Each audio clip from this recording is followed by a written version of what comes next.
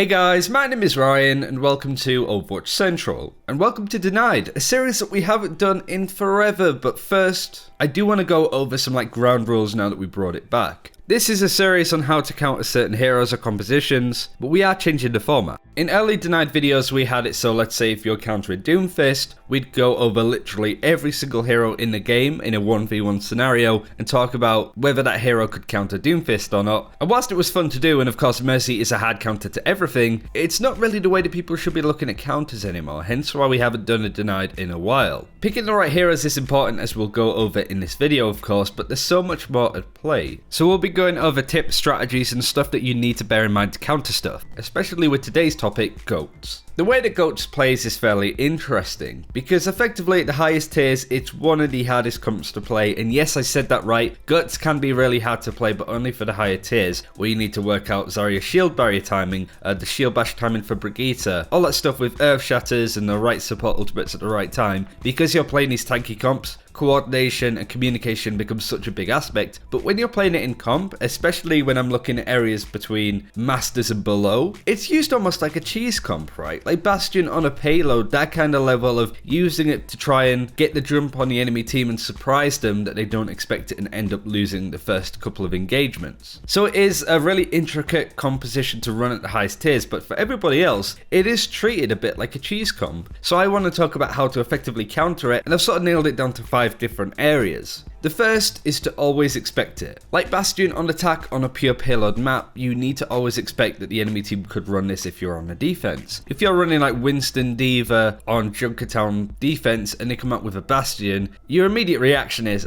crap, we kind of need to change up stuff here. But because you're so far away from spawn, you either need to die and reset to change, or you have to awkwardly back out of fights before they even happen. If your team communicate and say you want to change but they don't, then it just ends up in this situation where they tend to snowball and your team is in ruins. And GOATs is the exact same. Let's say for example you are defending on King's Row first point and immediately you're running this composition that can be run over by GOATs, and that's exactly what they run out on. In the back of your mind you always need to know that the enemy team could run this composition, much like they can run stuff like a Bastion, a Symmetra. You need to sort of expect the unexpected. But let's face it, GOATs should be expected. That's kind of the point. There's also a lot of mind games that you can play with the enemy team too. You're attacking Hanamura first on 2CP and you roll out with GOATs and you take the point very quickly. You're then defending, and honestly, if I was on that defense, I would be expecting the enemy team to run GOATs on their attack too. They've seen how successful it was, they're probably going to do it themselves. So this is just one of many examples of when you should be expecting this composition to roll out. But up until these Brigitte nerfs come in, always expect the GOATs, and then you can never be surprised. Now we need to talk about where GOATs is good, but most importantly where it's bad. Most of you know where GOATs is good now. It's a really good composition to run onto the point. You are big and burly, high sustain, high tank ability. You are a monster truck team that will run over the enemy team in any given situation. But there are two main weaknesses that GOATs has: range and vertical mobility. Reinhardt, Zarya, Diva, Moira and Brigitte all suffer from effective range. They're not very good at being able to take out an enemy on the high ground. That's why you sometimes see a Zenyatta in place for a Moira. And Lucio can shoot from a distance, but let's be honest, it's a P shooter for the most part. So you can play the range game when you're running into GOATs comp. If you can kite them around the map, they'll probably never be able to catch you, and especially if you're running something like a Pharah, we'll go over hero picks in a second, GOATs comp will never be able to reach you. So being able to use heroes that have good effective range, or any areas of maps that have good effective range, is really important to keep GOATs at bay. Vertical mobility is also a really important aspect. That's why you don't really see stuff like GOATs comp ran on Butcherpod Gibraltar for example, because there's so much high ground to be perched on. GOATs comp is just going to struggle to constantly be up and down on areas like first point Numbani, second point Dorado is where it tends to struggle quite a lot. But now that we've gone over two straightforward, fairly generic areas when it comes to GOATs comp, we can start talking about hero counters. At the start of this video, I said I wasn't going to go over every single hero, and I'm still not, but I do want to highlight some choice picks when it comes to fighting against GOATs comp and having a good amount of success. The first two heroes share a very similar job, and that is Junkrat and Pharah. High damage, projectile heroes that will fight from a distance and want to fight from a distance. Junkrat I think takes the biscuit of being the GOATs counter or the quad tank counter, especially back then. It's still a similar thing for Junkrat, being able to spam grenades from a distance. You're fighting up against a lot of tanky targets, so there's a lot of damage to be done, and the splash damage that you can put out as Junkrat is pretty insane, that you should be able to build up your Riptide fairly quickly. You let it rip, you go after the supports, you kill them, and Goats needs to reset. But the beautiful thing is, if you see Goats come trying to use an avenue on, say, Horizon Lunar Colony, going to the high ground for example, you take out the supports and they get stuck in limbo. There's nowhere that they can go. They can't go on to the point because they're missing people, but they can't really go back to spawn because they have a big open area to run through, and more than not they're going to get picked, so they have to awkwardly stay in areas where they don't really want to be, and Junkrat can still spam damage, keep staggering by getting picks,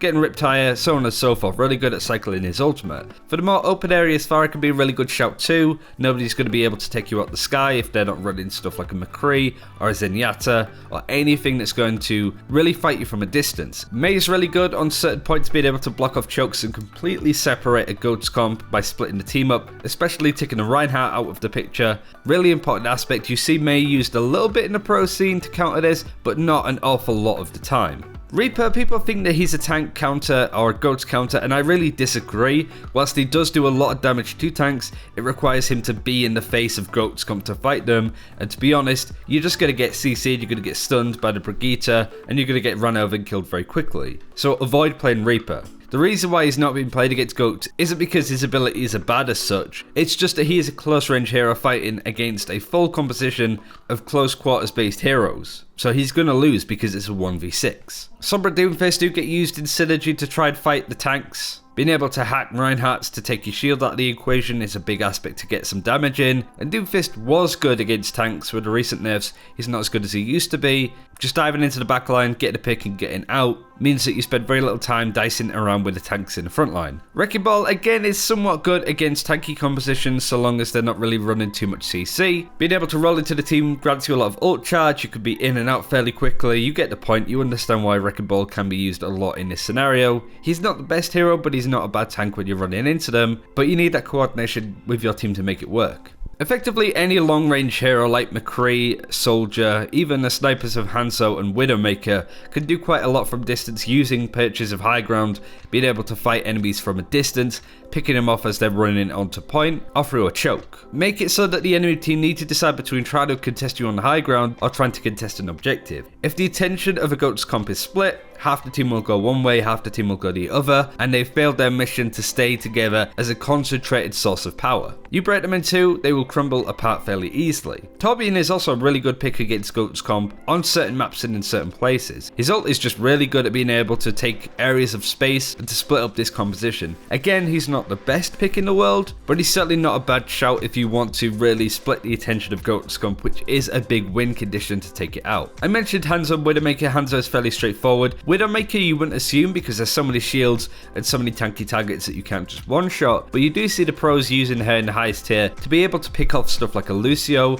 or the Moira or the Brigitte that's unsuspecting. If you're a good enough Widowmaker and they're a bad enough team, you should be able to get the picks that you're looking for. But I feel for the most part your team are going to flame you for trying to pick a support taking out tank compositions. But I feel that Widowmaker could go either way. Hanzo makes a lot of sense, you can get a lot of damage done, you can get your ultimate fairly quickly. Much like Junkrat and Pharah, he's just one of those heroes that can be really good against this composition. And in terms of tanks, I did mention Wrecking Ball, but Orisa has to go up there too, and I want to use this example to explain why Orisa is good. And it goes over point 4, using the map. I casted a good fair few matches of Chinese contenders recently. It's not the strongest scene in the world, a lot of mistakes are made, but I feel like that's why it's worth reflecting on this instead of looking at what the pros are doing. That synergy and coordination isn't quite there for China in a lot of these scenarios, but you can see the kind of compositions that some teams are running and how they're coming out on top. Horizon Lunar Colony was picked every single time of the matches that we watched, at least for Chinese contenders, and this composition was basically used for every single team. This Orisa, Widowmaker, Junkrat, perching on the high ground and using it to keep space. It goes over all of the points that I've made so far. They are expecting the enemy team to come out of spawn with Goats comp, so they're running this anti-dive composition. They know the weaknesses that Goats have, so they're using the map accordingly. They're using the fact that Goats don't have vertical mobility to their advantage by perching on this high ground. It's very difficult for the team to actually get there and contest them, and also the range. Goats cannot fight them from up here, whereas Orisa, Widowmaker, Junkrat can all spam shots from a distance And all of this time is free time for the defending team to get in some ult charge and to get some picks. The GOATS comp team also have a decision to make. Do they contest the team on the high ground, or do they just go for point and force the defending team to contest them? And as you've seen from the gameplay, people get picked off, the GOATS comp team is in limbo, has to wait here awkwardly, and throughout all that time the Junkrat is building up ult charge.